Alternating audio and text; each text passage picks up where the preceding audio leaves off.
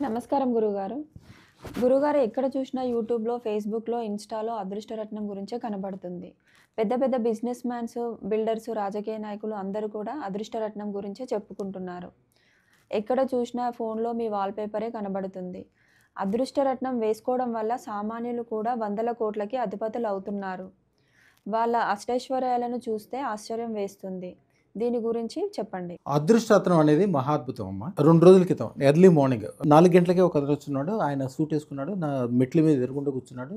12 మంది ఆయనకి సెక్యూరిటీ ఉన్నారు. పెద్ద కార్లు వేసుకుని వచ్చున్నారు. నేను వచ్చే వరకు నా కోసం కూర్చోవాలనుకున్నారు. వాళ్ళు వచ్చేటప్పుడు వాళ్ళ సూట్ కేసులు లాంటి డబ్బులు కట్టలు అలాగే బంగారాలు అన్నీ తీసుకొచ్చున్నారు. ఆయన యాక్చువల్గా రాధాకృష్ణమూర్తి గారు.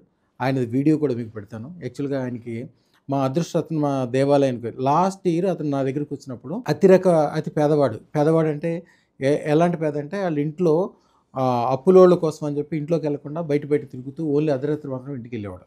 నా దగ్గరికి వచ్చిన తర్వాత అదృష్టరత్నం పెట్టుకున్నాక అతను యాక్చువల్గా వేరే చోట కాశ్మీర్ దగ్గరలో మోడీ గారి దయ వలన ఒక పెద్ద అవకాశం వచ్చింది ఆయనకి.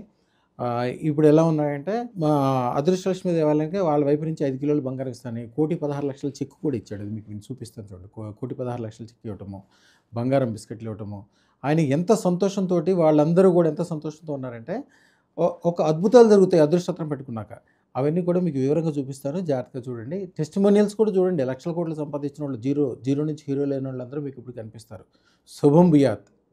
బాంబే నుంచి తారావతి శెట్టి గారి బంధువు ఒక ఆయన మన అదృష్టలక్ష్మి దేవాలయం కోసం 1,16,00,000 రూపాయల అదృష్టలక్ష్మి దేవాలయం చెక్కి 1 కిలో బంగారం కూడా పంపించారు.